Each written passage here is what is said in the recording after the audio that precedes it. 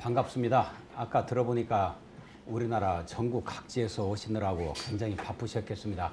저도 용인에서 차 타고 오는데 많이 밀려가지고 여기 와서 콩나물국밥 하나 빨리 먹고 허겁지겁 왔습니다. 금년도 추측컨대 아마 첫 번째 여러분들도 이 일을 이번 강의로 시작하실 걸로 생각되는데 아무쪼록 지금부터 3시간 정도, 3시간이 좀 안 되겠네요. 이 강의한 내용이 여러분들의 이 선생님들이 가지고 계신 기존 여러 관념들하고 대비해 보시면서 깊이 다시 한번 모든 것을 생각해 보시는 기회가 될 수 있다면 다행이겠습니다. 그래서 유익한 강의가 될 수 있도록 최선을 다하겠습니다. 그리고 중간에 한두 번 쉬는 걸로 하겠습니다. 제가 유인물로 드린 것은 그냥 개요적인 것이고 지금 여기서 발표한 내용은 그것과 좀 내용이 많이 보강된 다른 내용이 될 테니까 메모도 하시고 필요하시면 이 주최 측에 얘기하셔서 이 파워포인트를 다운받으실 수 있습니다. 그렇게 알아주시면 고맙겠습니다. 그럼 기원과학 논쟁의 역사, 여기에 대해서 문을 열어보겠습니다. 이 강의 순서는 먼저 기원과학이라는 게 뭔가, 이 기원과학 문제는 결국 세계관 얘기입니다. 그래서 세계관이 또 뭔가, 그리고 세계관, 즉 기원관에는 창조, 진화적 관점 둘밖에 없습니다. 학문의 역사 2600년 역사 동안에. 따라서 이 두 개가 어떤 내용을 담고 있는지, 그리고 2600년간 어떻게 싸워왔는지 이 내용을 개요적으로 설명을 드리겠습니다. 그 세 번째는 최근에 창조론과 진화론이 정반대 이론인데 두 개가 억지 결혼을 했습니다. 그래서 탄생한 아들이 유신진화론입니다. 하나님이 있다, 유신, 진화론, 즉 신이 진화론적 방법으로 우주 만물을 창조했다, 이런 내용이 되겠습니다.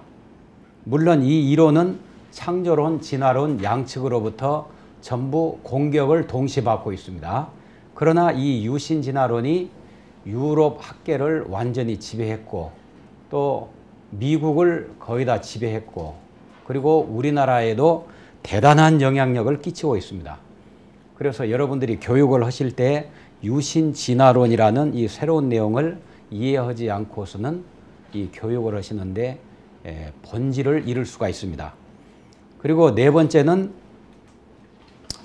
그 창조론이 지금부터 약 40여 년 전에 창조과학 운동으로 리바이벌 됐습니다.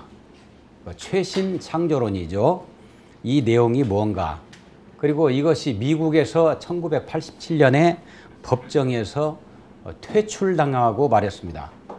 청교도 국가로 탄생한 미국에서 청교도적인 창조과학 이론이 퇴출당한 사건이 벌어졌죠. 그리고 그 자리를 대신해서 일어난 것이 지적 설계론이라는 것입니다. 그래서 오늘날은 미국의 여러 주에서 진화론과 지적 설계론이 투쟁을 하면서 적어도 5개 주 이상에서 두 이론을 동시에 교과서에서 배우고 있습니다. 미국이 바뀌면 한국이 바뀝니다. 따라서 미국의 이 동향을 우리가 살펴볼 필요가 있습니다. 그리고 진화론이 탄생한 지가 1859년 찰스 다윈이 종의 기원을 출간하면서부터 본격화된 건데, 이 짧은 역사 속에 진화론이 얼마나 세계를 제패하고 있는가, 그리고 제패했더니 반드시 어떤 영향이 나타나겠죠. 그 영향이 어떤 영향인가, 여기에 대해서 간략하게 살펴보는 순서로 진행하겠습니다. 그럼 지금부터 문을 열겠습니다. 먼저 기원과학과 세계관입니다.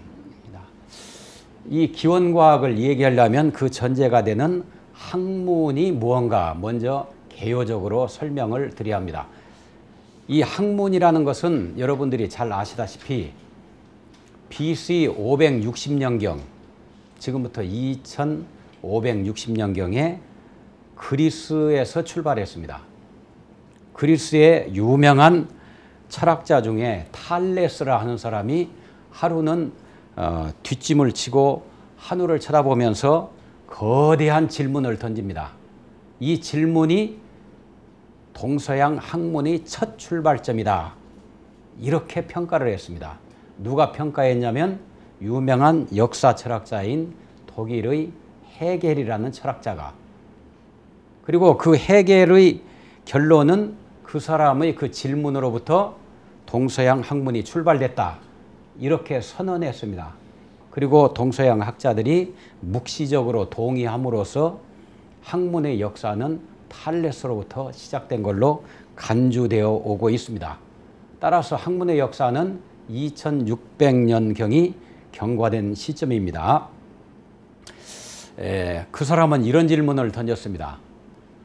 눈에 보이지 않는 저 우주 끝까지, 그리고 우리가 밟고 있는 이 지구, 눈에 보이지 않는 땅속까지 관통해서 흐르고 있는 어떤 공통적인 우주 만물의 구성 물질이 있을 것이다. 이것을 원질이라고 불렀습니다. 원래 물질. 그리고 이걸 그리스 말로 엔아르케라고 부릅니다. 그래서 엔아르케가 뭐냐? 이걸 찾으려고 출발한 것입니다. 그래서 질문 내용이 온 우주와 만물을 구성하는 원질은 무엇인가? 이런 질문을 던졌습니다. 이 질문이 세계 최초의 학문의 출발점이다. 왜 출발점이라고 봤는가? 그 사람은 질문을 던져놓고 여기에 답하기를 그 원질은 물이다 이렇게 대답했습니다. 그야말로 물 같은 대답을 한 거죠. 그런데 막연하게 물이다 했으면 이것은 학문의 출발이 될 수 없었는데 이분은 과학적 방법으로 왜 물인가를 이유를 설명하는 책을 저술했습니다. 이분은 전설에 의하면 400권의 책을, 방대한 책을 저술했는데 대개 다 소실되고 없지만, 그래서 이분이 과학적 방법으로 물이라고 입증을 했기 때문에 그 내용이 틀리든 틀리지 않든 간에 이분을 학문의 출발로 보게 된 것입니다. 과학적 방법.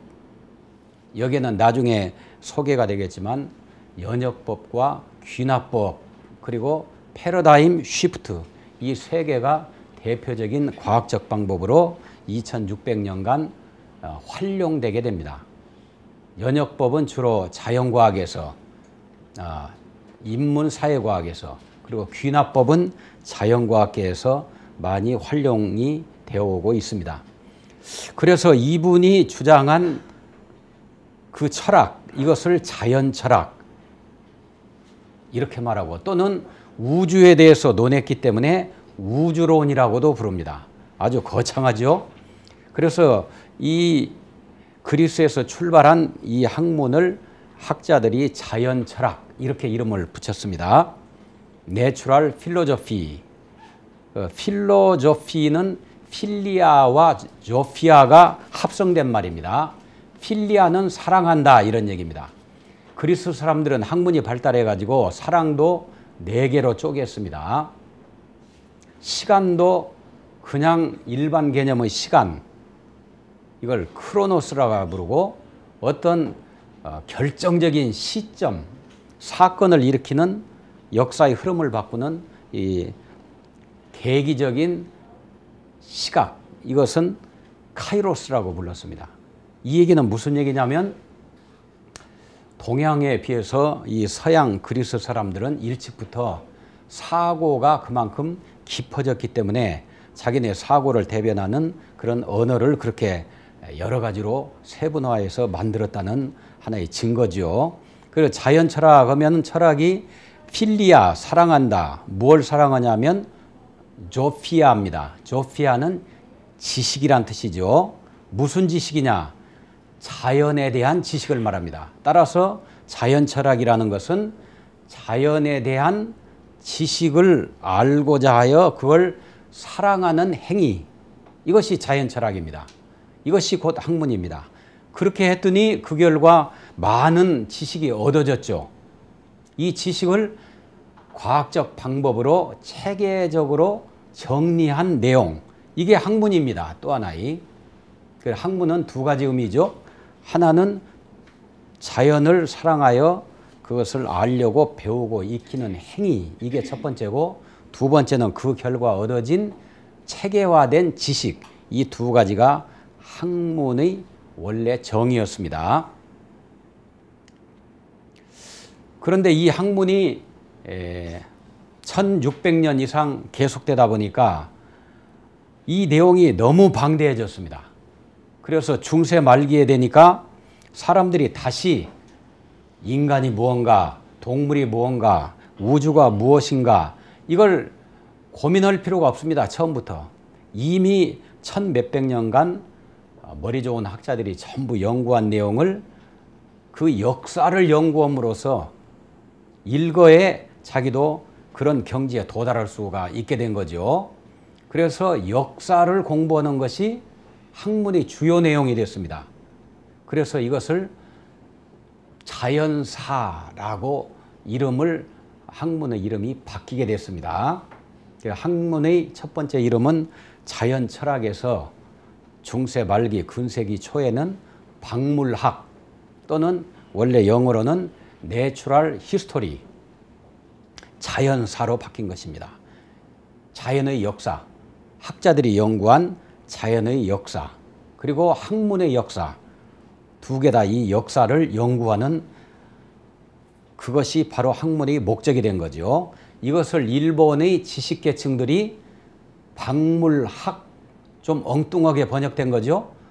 박물학이라고 이걸 통역을 해냈습니다. 박이란 얘기는 박학다시거다, 많다, 이런 얘기죠. 그리고 물은 자연계에 있는 물질, 즉 우주 만물, 동식물, 무생명, 그리고 인간, 그리고 눈에 보이지 않는 사람의 머릿속으로 상상하는 신의 세계까지를 포함해서 자연이라는 이름으로 이 사람들은 연구를 한 것입니다. 따라서 자연하면 눈에 보이는 것뿐 아니고 보이지 않는 것까지 연구한 것입니다. 그래서 박물은 자연계에 있는 모든 대상물, 이걸 박물이라 부르고 그걸 연구하는 학문이니까 박물학, 이렇게 번역을 했습니다. 그리고 다시 이 박물학으로 바뀐 지 불과 수백 년 만에 학문이 비약적으로 더 발전했습니다. 그러다 보니까 이 방대한 내용을 분류할 필요가 절실하게 된 거죠. 그래서 이 분류 작업이 일어나게 된 것입니다.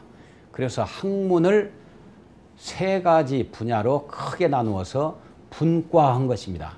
그 분과된 학문 해서 역시 일본 지식인들이 분과에서 과자를 따고 학문의 학자를 따서 과학이라고 또 번역을 했습니다. 그래서 과학이라는 용어가 중국, 일본, 한국 이렇게 학문의 명칭으로 사용되게 된 것입니다.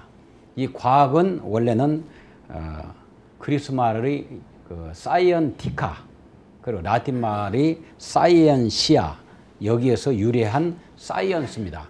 그 내용은 체계화된 지식, 이런 뜻입니다. 그럼 여러분들이 여기서 궁금하실 거예요. 그게 뭐가 궁금하냐면, 우리가 오늘날 과학하면 대부분 자연과학을 통칭하는 걸로 알고 있는데 실은 자연과학이 아닙니다. 과학은 학문의 별칭입니다. 그러나 오늘날은 이게 혼용되고 있죠. 그래서 이 터미놀로지를 다시 정비해야 할 필요한 시점에 와 있습니다. 그래 뭘로 분과했습니까? 사람에게 대한 연구, 이게 인문과학이죠. 그리고 사람이 모여서 살죠. 사회를 이루고 거기에서 일어나는 것을 연구하는 학문, 이게 사회과학이죠. 그리고 자연계에 대한 연구, 이 자연과학, 이 세 개로 분과가 됐습니다. 이 자연 철학의 목적이 아까 원질의 추구 이렇게 말했는데 그리스 사람들은 처음에는 그걸 물질이라고 봤습니다. 그래서 원질을 추구한 것입니다. 원초적인 물질. 그리고 이 학자들은 자기들 나름대로 열심히 연구한 결과 그 원질을 주로 4개로 학자에 따라서 이것을 결론을 지었습니다. 어떤 사람은 물이다, 어떤 사람은 불이다, 어떤 사람은 흙이다, 어떤 사람은 공기다. 이 4가지, 이걸 사원소설 이렇게 말합니다. 그러다가 여러분들이 잘 아시는 소크라테스 때부터 그런 허황된 얘기는 그만하고 우리 사람에 대해서 우리가 연구하자 해서 연구의 대상을 사람으로 바꾸게 됩니다. 사람으로 바꾸다 보니까 눈에 보이는 육체도 있지만 정신적인 면이 있잖아요. 그래서 이때부터 모노이즘, 일원론이 이원론, 두얼리즘으로 바뀌게 됩니다. 즉 눈에 보이는 세계와 눈에 보이지 않는 세계, 이걸로 바뀌게 됩니다. 그러면서 눈에 보이는 사원소에서 눈에 보이지 않는 형이상학적인 세계로 원질의 개념이 이행되기 시작합니다. 그래서 소크라테스 제자인 플라톤, 이 사람 때 오면은 우주 자체를 이원론적으로 쪼갰습니다. 우주는 뭐냐? 우주는 눈에 안 보이는 원래 세계가 있다. 이걸 이데아계, 여기에서 이데올로기, 아이디얼, 이상적인 이런 말이 나오죠. 그 이데아의 세계가 있다. 그리고 이데아의 세계의 그림자가 우리가 사는 이 현생이다. 그래서 이 생은 이데아계의 투영이다. 이렇게 표현했습니다. 따라서 진짜 뱅이는 이데아계고 이 생의 세계는 허상이라는 얘기입니다. 따라서 이분에 의하면 진리는 넷대강 건너 저편에 있는 이데아계에 있는 그 어떤 것이다. 이렇게 얘기를 했습니다. 넷대강이라는 강이 이데아계와 이생의 사이에 흐르고 있다고 그리스인들은 믿었습니다. 우리나라 황천강과 같은 개념이죠. 그런데 이데아계에서 황천강을 건너서 어머니 배를 통해서 뱃속에서 우리가 출생을 하게 되면 황천강은 망각의 강이기 때문에 거기를 건너오면서 이데아계에 있던 것을 전부 망각을 한다는 것입니다. 근데 100% 잊어먹는 건 아니고 흔적은 남아있다 이거죠. 이 이데아계에 대한. 그래서 그걸 찾으려고 자꾸 생각을 해낸다 이거죠. 이걸 상기론 이렇게 말합니다. 그래서 자꾸 자기의 본 고향인 이데아계를 생각을 한다는 것입니다. 그래서 진리란 뭐냐? 플라톤은 결론적으로 진리는 넷대강 건너 이데아계의 세계에 있는 것이다. 이렇게 말을 합니다. 그래서 이 플라톤 때부터는 원질이 이데아계에 있는 그 어떤 것으로 바뀌고 그리고 이것이 그 뒤에는 그 제자인 아리스토텔레스 여기를 거치면서 로고스 개념으로 바뀌게 됩니다. 로고스. 그리고 이것이 오늘날에는 우리가 말하는 진리로 바뀌게 됩니다. 따라서 자연철학으로부터 오늘에 이르기까지 학문이 추구하는 원래 목적은 원질의 추구, 즉 진리의 탐구입니다. 우리가 따라서 여러분들이 초, 중, 고등학교 선생님으로서 이 고귀한 교육을 하실 때 학생들에게 교단에 설 때 한 학기를 맡으실 때 그 학기마다 그 과목, 달라지는 과목을 통해서 전문 지식만 전달하면 이건 지식의 실패입니다. 왜냐하면 전문 지식을 배워서 그것만 알고 나가면 지식 장사꾼이 되기 쉽습니다. 지식인, 테크노크래시라고 그러죠.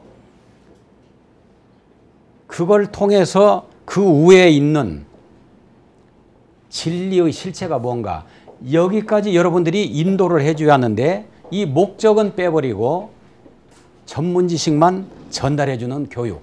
여기에 오늘날의 교육의 진정한 위기가 있습니다. 따라서 고등교육을 받으면 받을수록 머리는 커진 전문 지식 장사꾼들이 많이 늘어나다 보니까 자기 처세, 자기 파워만 넓히는데 그 지식을 이용하고 상대적으로 전문 고급 교육을 받지 못한 대부분의 사람들은 그 사람들과 상대적으로 생존 경쟁에서 밀리게 되니까 목적을 잃은 교육자가 많이 양산될수록 사회에는 울음소리가 더 들리게 되는 아이러니컬한 현상이 나오고 있는 게 오늘의 현실입니다. 그래서 부탁한데 여러분들도 한 학기를 가르치실 때마다 학생들에게 지식만 전달할 게 아니고 그 지식을 통해서 진리 실체가 뭔가 여기까지 인도를 해 주심으로써 그 과목이 성공적으로 교육이 된다고 확신합니다. 그러면은 진리의 실체가 뭐냐? 이게 쉬운 문제가 아닌데 여러분들이 염려하실 것 없습니다. 머리 좋은 학자들이 2600년간 이미 진리 실체가 이거다. 이걸 다 결론을 내놓았습니다. 그 이상은 없어요. 학문적으로. 그 내용을 좀 이따 설명을 할 것입니다. 진리는 비단 학문으로만 탐구한 것이 아니었죠. 세 가지로 우리 선조들이 추구했는데 첫째가 종교입니다. 종교는 두 가지 필요 충분 조건을 요구합니다. 첫째는 절대자가 있어야 합니다. 두 번째는 내세관이 있어야 합니다. 둘 중 하나가 모자라면 종교라 할 수 없죠. 그런데 이 종교의 특징은 주관적이고 직관적이고 종합적이고 자기가 깨달은 것을 진리라고 단언한 나머지 선언을 합니다. 그리고 일방선포적입니다. 이 쌍방향이 아니죠. 이게 틀리거나 말거나 믿거나 말거나 선포하는 것입니다. 그걸 따르는 사람을 신도들이라고 부르고 여기에는 맹종만 있을 뿐입니다. 여기에 반해서 사상은 종교와 너무 유사합니다. 절대자가 필요합니다. 그런데 내세관은 비필수적입니다. 있어도 그만 없어도 그만. 따라서 종교와 사상은 간혹 혼용돼서 사용되기도 합니다. 예를 들어 유교, 종교로 들어가기도 하고 사상으로 들어가기도 하고 유가 사상. 도교, 종교로 치기도 하고 도가 사상으로 들어가기도 하고 불교도 마찬가지입니다. 종교로 들어가기도 하고 또는 사상으로 들어가기도 하고 그 사상도 종교와 비슷합니다. 그런데 학문, 자연철학으로 출발한 학문은 좀 다르죠. 이것은 이성에 근거합니다. 이성에 기초죠. 이성은 모든 것을 객관화시키려고 합니다. 그리고 분석적이고 이성적이고 합리성을 추구하죠. 그리고 가장 중요한 것은 과학적 방법으로 자기 이론을 설파하는 것입니다. 왜 동양 사람들이 많은 책을 쓰는데도 철학을 서양 철학이 주도하고 있느냐? 그 이유는 과학적 방법론을 도입하지 않기 때문입니다. 따라서 우리가 글을 쓰든 논리를 설파하든 우리는 과학적 방법을 우리가 도입을 해야 합니다. 그래야지 명암이 이제 내밀어지는 거죠.